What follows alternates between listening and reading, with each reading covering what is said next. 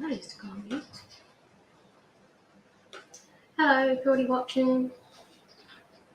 We've got Coco stood right in the middle.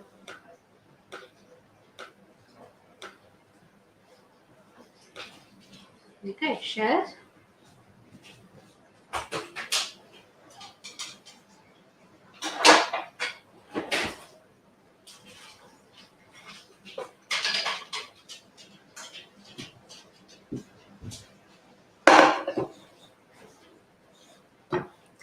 Okay, how are we all? It wasn't meant to be live, but it is me live, so you're stuck with me again. I'm pretty sure, did I do a live on Monday as well? Yeah. 2 in 1 week. I'm making cauliflower bomb. Oh, before I forget, that on mute. Otherwise I get loads of emails. Yeah, cauliflower bomb. I've never made this before, so I'm making it on live, and we're going to hope that it works out. I've already just prepped the cauliflower, so stalk is out, leaves are off. That's going to go in here to steam. So essentially, this is a creative use for cauliflower. It requires a whole one, so if you've only got florets, then it wouldn't work, obviously. And we've got some beef mince. We're not going to need all of this tray. We picked it up last night. Essentially, it's a cauliflower covered in a spiced beef mix with a sort of tomato sauce. I mean, you can see it there. With cheese on and tomato sauce. It's really, really good. I've not had it in ages. So we're going to see how it works out when I make it. So first step, other than preheating the oven, which you don't need to do right at the moment because I'm using the Ninja, is remove as many of the outer leaves of the cauliflower as you want. The leaves can be eaten, they don't have to be removed. I've taken them off just to make life easier for me. And then you steam it or microwave it just to soften the cauliflower a bit. You don't need to cook it. It's just, otherwise it's going to be really crunchy because it's going to be baking underneath foil and beef and cheese, so it's not going to get direct heat. So for microwaving, or for steaming, it says 10 to 15 minutes. Microwaving, place in a microwavable bowl with a good fitting lid and add 50 ml of water. Microwave on 70 to 80% power for 5 minutes. Dad said in hours it might be a 5 minute and then another 5 minute.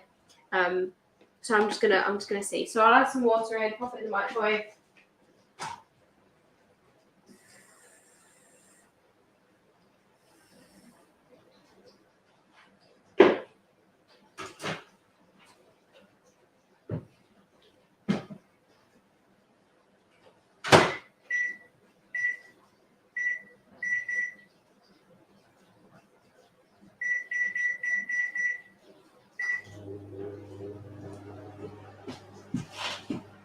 Okay, so that's that.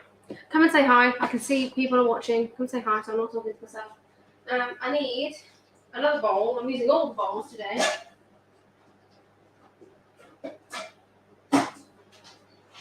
So 1 bowl for the cauliflower, 1 bowl to mix the beef in, 1 oven-proof one to bake, and then 1 back there for the trash, which at the moment is just cauliflower leaves. Okay. Whilst the cauliflower is steaming, mix the meat, shallots, tomato puree, and spices in a large bowl to fully combine. This can also be pulsed in a food processor. I was going to do that, but the food processor we have is way too small for all of the meats going at once, and it's just easier to do it by hand. So, unlike Monday, I am doing the full recipe today.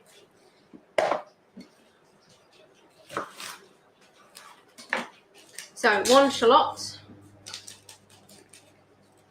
about 50 grams. I'm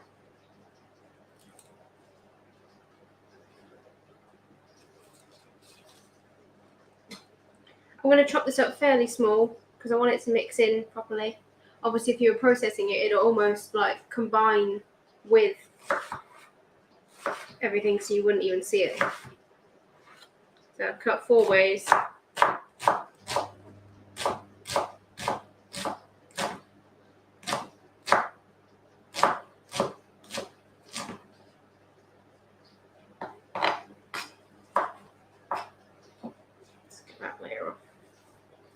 Doesn't look very nice. Hi Shelley, how are you doing?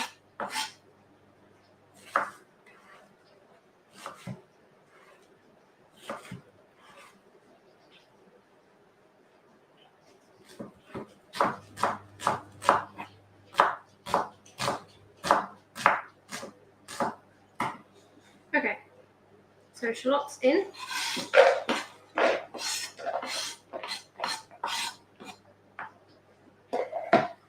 Is that the only thing I need to chop? Yeah, smoked paprika, garlic powder, tomato puree. Kind of replacing that, not really. Yeah, okay, so meat. So I need scales, which I've now wiped clean of chocolate. If you were on my live on Monday, had a bit of a disaster with the bowl that had a hole in the bottom that I didn't realise had a hole in the bottom until I'd completed making an avocado brownies mix, where the first step is melt chocolate in the bottom. Got in the microwave as well. Okay, I need 500 grams of this. I need space as well. So this is a 750 gram pack. Oh, there's no sheet on the bottom.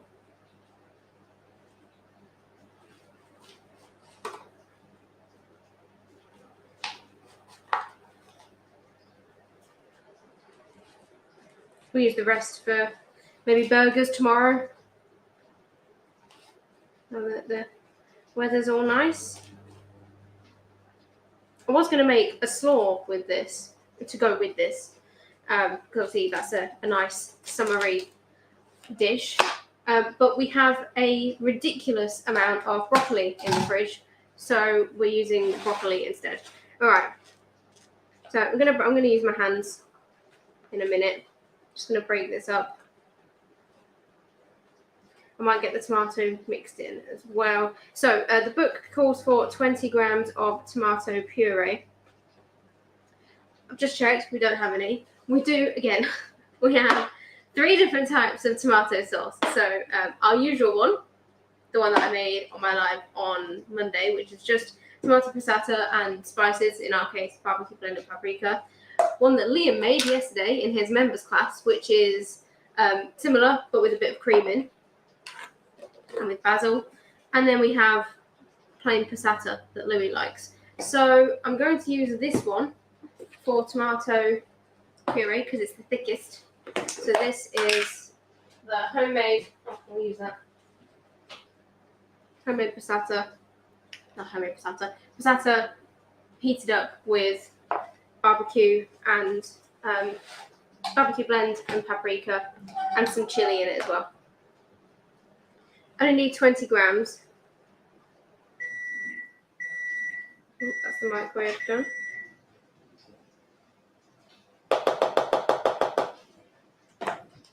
Okay, pop that over there because I'll need it in a minute. I'm going to try and give this a mix with the spatula first because I don't want to get tomato sauce all over my hands.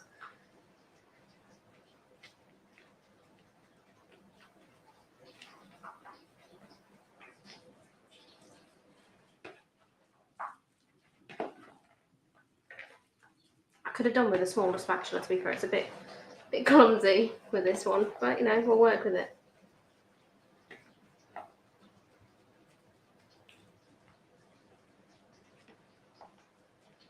Okay, it's mixed in. Let me just check on, wash my hands, check on the cauliflower.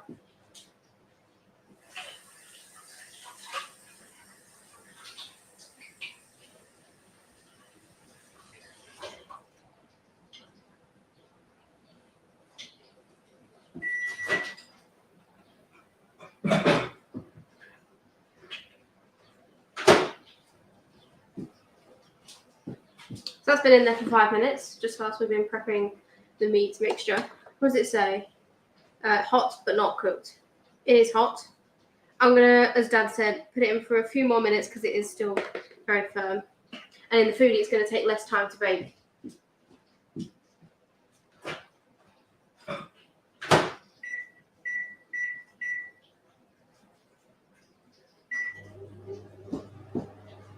There you go. I've done another 4 minutes.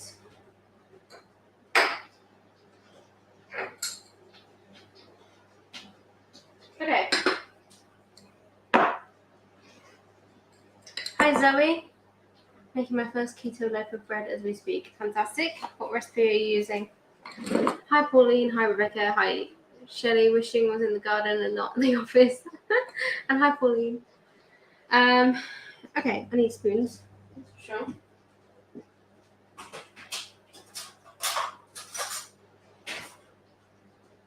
We tend to have spoons in the jars ready to use, but for some reason it's not in the garlic one, even though it's one of the most common ones we use. So, a teaspoon of garlic powder. I know there's a tactic of spreading the meat across around the bowl and then adding the spices in and folding it in. I'm not doing that because I'm not. There's no spoon in that one either. Double dip, it's fine. 2 teaspoons of smoked paprika. I actually will stick to the recipe this time. I know, shocker, I hope you sat down. Because there's paprika in the sauce as well. So that's that. I don't know what that is. I think it's tomato.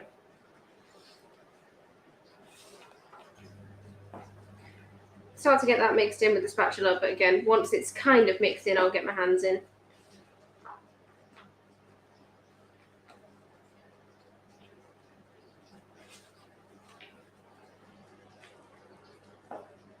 Just so I don't get spice on my hands straight away.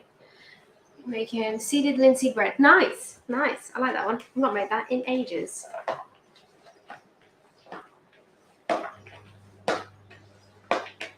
Okay, so this is, I need to add salt.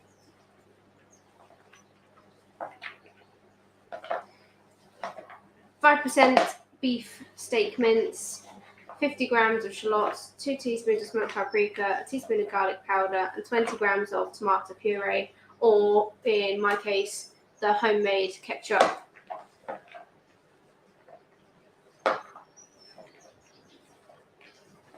And salt. If it needs salt. Hi, Karen. I'm using my left hand. I don't like using my left hand. Even though I was meant to be ambidextrous when I was younger, I think I've just grown out of it.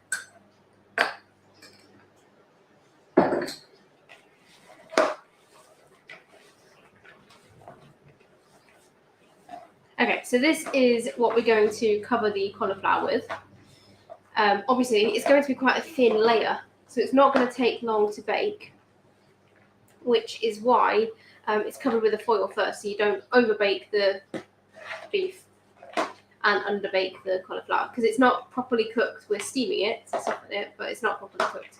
Okay, so whilst the cauliflower is steaming, mix the meat, shallots, tomato puree, and spices in a large bowl to fully combine. This can also be pulsed in a food processor. That would definitely make life easier.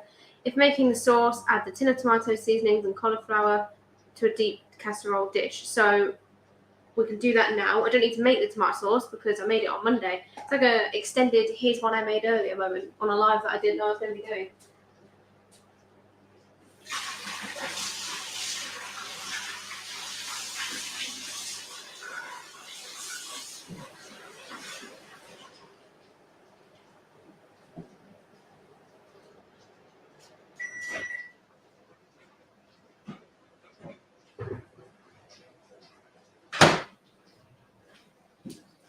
It was actually really well timed. The microwave just finished. Okay, so I'm just going to double check this fits in this. Otherwise, I need to get the other rack for the Ninja.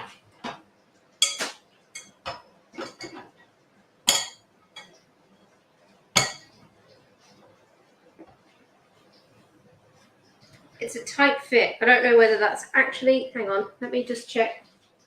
Let's open this up. It'd be amazing if it did. No. It's at an angle. That's annoying. I'll get the other rack. Could have sworn. Maybe we've got another one. Another bowl. What's this one been made? No, it does look like the same bowl.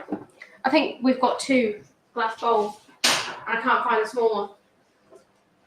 Right, we'll use this. That sits on it. Or, where's the cradle? I have a little silicone cradle somewhere.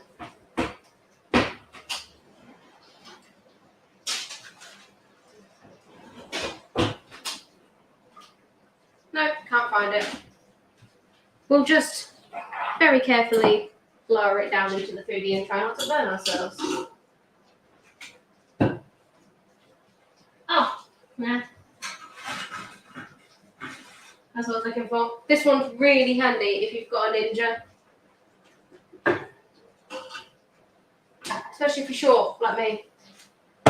Because it means you're not having to reach in as far. So that's going to sit on said cradle, and then it can just be lifted out when it's done. Okay, let's get some space again.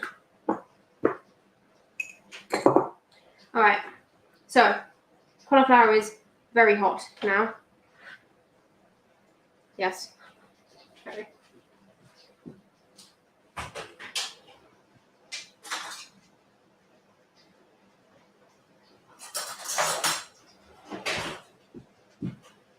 That might be easier. Just going to try and safely transfer this without burning myself or ruining the cauliflower too much. How do I do this? Do I just go for it? Hot. Mostly together. It has started to fall apart a little bit, but you know, we'll fix it. It's quite a large one, to be fair. So these smaller florets, I'm just going to leave down the side so that they'll kind of not really roast because they're not going to be under direct heat. They're going to be under foil. But this part is going to be smothered. Okay. So tomato sauce goes on next. Yes. If making the sauce, add the tin of tomatoes, seasonings, and cauliflower to the deep casserole dish. Yes. So if you're making the tomato sauce, it gets made whilst it's baking. So adding the seasonings, I mean, you probably give it a quick mix before adding the cauliflower in. What I'm going to do is use the other one that Liam made. So I've got some passata, and I've got some sauce that Liam's made. So it's tomato passata. I think there's some shallots in there. There's some basil, and there's some double cream because he was making like an Italian style sauce. I also have chopped fresh tomatoes, but I think I might give them a miss because there's not a lot of room. I'm just going to eyeball it. I don't know how much it says, 400 grams, but it is quite a lot. So I'll use all of this passata because there's not a lot left in this carton. Louis goes through it like crazy. This turns out really bad. I can't blame myself because I've not made this before, so this is an experiment. And the cauliflower's already broken up, so we're not doing very well. Let's get the spoon. All right. Let's do a couple of good spoons of this as well.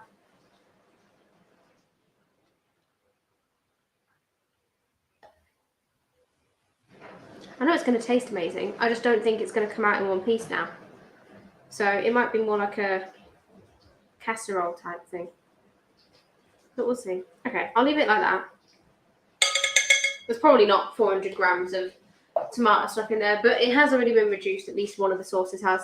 There's only 3 of us eating this. All right, next stage.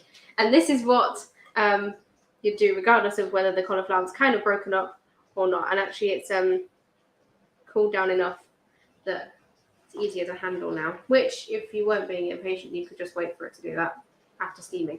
I'm going to take small bits at a time and sort of patchwork it down. I mean, how does it say? Take the meat mix and cover the cauliflower, press firmly all around, and either cover with a lid or foil to create a seal. Bake for 25 to 30 minutes. So, I'm going to do the top part first. You see that here is where it's going to be a bit of a funny shape, but we'll try our best. This is called winging it. Want it to be fairly thin, obviously, so it can cover quite a large area. It's going to be nowhere near as neat as Dad's version of this.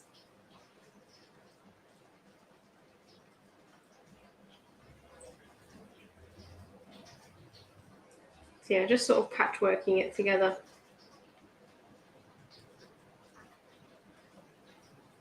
You do need quite a large cauliflower for this, to be fair, because of the amount of area this can cover. I'm running out of space. I'll make it work. It's almost going to be like a pie topping. I mean, this is. The great thing is, obviously, as the beef cooks down, you'll get all the flavours throughout the cauliflower, because the cauliflower is anything but bland, the way that's baked like this. And in the sauce as well, because it's quite a lean beef, it's not going to be overly greasy, which is nice because I don't like that. All right, look, I've completely covered that. And that's a broken cauliflower. I've still got a bit left, which I'll kind of pile more towards the top because that's obviously going to bake a little bit quicker. Because it's in the foodie, I don't need to worry too much. It bakes very well. It's under foil, so it's not going to overbake.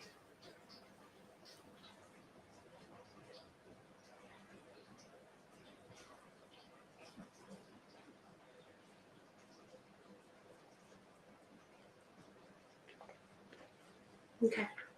And the shallots have held in the mix quite nicely. There's not a lot left. Well, no, there's barely anything left in the bowl. Okay. Cheese doesn't go on just yet. So it's going to be covered in foil now.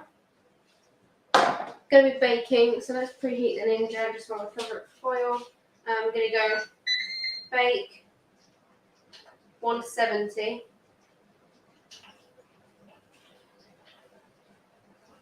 And I set the timer for 30 minutes, so by the time it goes in, it's going to be like 20, 25, more like 25.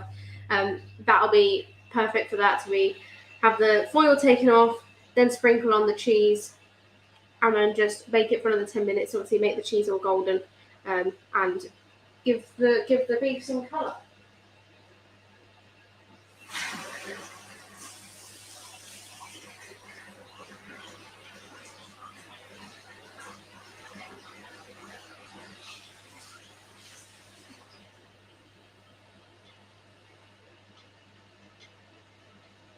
Okay, foil.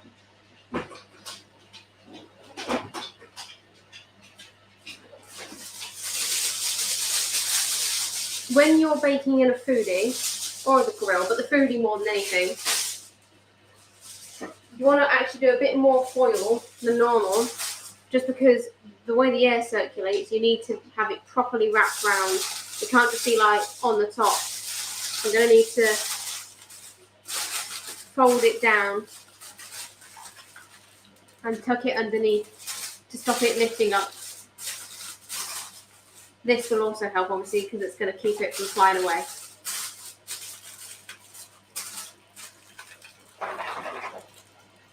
Obviously, the last thing you want to do is go through all this fat, and then the Ninja, literally, I'll rip it off in 5 minutes, less than.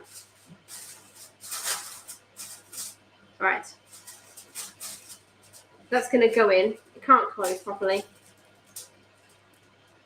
But we'll see how that does. Kind of tempted.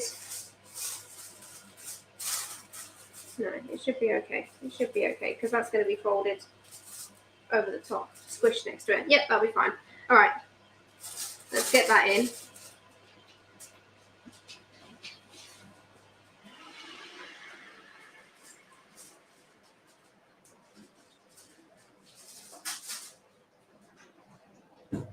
Yeah, so the silicone cradle is kind of resting on top. So the way the Ninja is shaped, it's not big enough to kind of fall next to it. So it's still holding the foil in.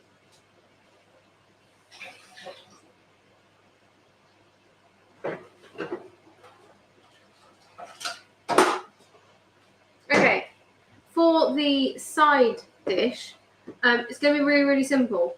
As I said, we've got loads of broccoli left over from, if you remember, and you joined in Liam's class yesterday, you'll know that he used this as the side. So this has already been pan fried, and there is a bit of oil at the bottom of the tub where it's been set in the fridge overnight. So I'm going to use that. I've got some butter if I need it. I'm going to use that to heat up the oil on this first, and I also have some tender stem broccoli that needs using up. So I'm going to whack that in the pan as well. So we've got a mixture of broccoli, Also in this is remnants of what this was served with, which was like an Italian, was it pancetta, tomato and mozzarella stuffed chicken. It was lovely. I'll make sure the recipe goes on the library soon. Yeah, so you can see the oil at the bottom there, so I'm going to crack that in. What else is in there? There's a few scraps of chopped tomatoes in there, tiny bits of pancetta. It's also been flavoured because the pancetta was roasted along with the tomatoes. It's got a bit of the pancetta flavour, and it's also got some of the chicken flavour from when that's pan fried. So it doesn't really need much doing to it, to be fair. It's just, let's turn the heat right up, get that going. Yeah. Just going to give it a mix, take some of the oil off, coat the bottom of the pan, which it is doing nicely.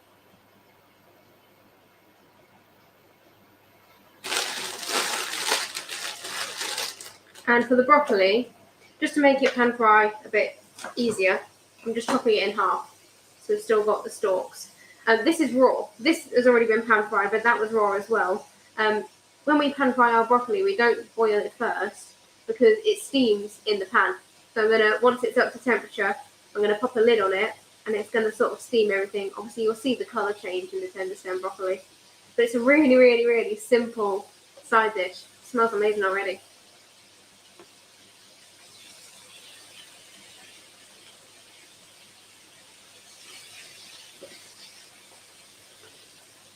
Let's see how much. I don't think I need to add any butter into it at the moment.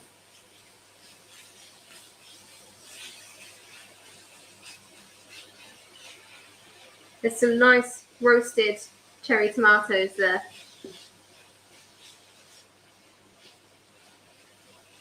Yeah, it smells, the basil on that is amazing. Let's get a lid on. Okay, so do I use... No, I'm not going to use these. I did get these out in case I wanted to either use them in the sauce or pan fry them along with the broccoli, but I think there's enough tomato with the bomb anyway, so I'm not going to bother with this. There we go. Depending on how much the tomato sauce reduces by, obviously we've got spares if we want to serve it with a bit more. Louis likes adding a bit extra onto his dinners. So those are the two. I've used quite a bit of the Italian style sauce that Liam made. Okay, I'm pretty much done. We can wait for a few minutes if we want for the broccoli. The last step for the cauliflower bomb is obviously grating the cheddar. So that's going to take a little while. I'm not going to be live when that comes out in the Ninja. Once the foil's off, I'm going to be grating this on top. I need about 60 grams, so probably about half of this block. And then just baking for about 10 minutes just to make it golden. It's probably going to take a bit less in the foodie because obviously it's quite a direct heat. All you're trying to do is give it some colour. The beef will be cooked because it's very thin. The cauliflower is pretty much cooked anyway. And giving the tomato sauce some flavour as well with all the beef flavouring. This has already started to steam. Should change colour quite quickly.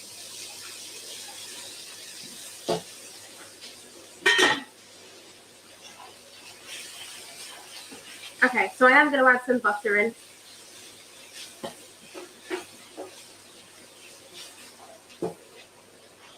Turn the heat down a little bit.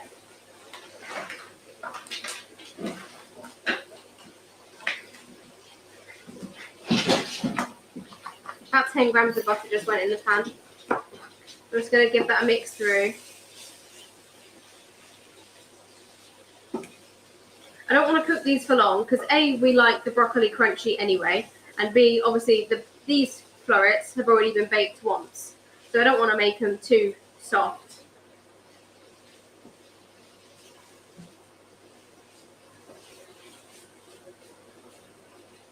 So heat's on 4. I'm going to pop the lid on for a couple more minutes, and then once it's where I want it to be, I'll just turn it off and keep the lid on, keep it warm. If I need to, I'll turn the pan back on for 5 minutes whilst we're serving up the cauliflower bomb. But apart from that, it's done. That's that simple. It's one of my favourite side dishes actually, especially with leeks in as well. We just don't have any, so I'm not using leeks, just broccoli and random bits of tomato and pancetta that are in there from yesterday. Okay, thank you very much for watching. Although it's been a quick live-ish, 34 minutes, I'm really excited for this. And it's one of those ones where once it's in the oven, I just have to wait around now. So I made that side dish, but that's so quick. I've got nothing else to do. So I will post photos later, depending on how good the cauliflower bomb is. I might just post photos of the broccoli and pretend that that's all I made. Even though it's not perfect, I'm sure it's going to taste amazing. So I will see you on Friday when the next live is. That is coriander kebabs and mint raita, one of Dad's favourites. And yeah, obviously there's also going to be special announcements on Friday as well, as normal. So I'll see you then. Thank you for watching.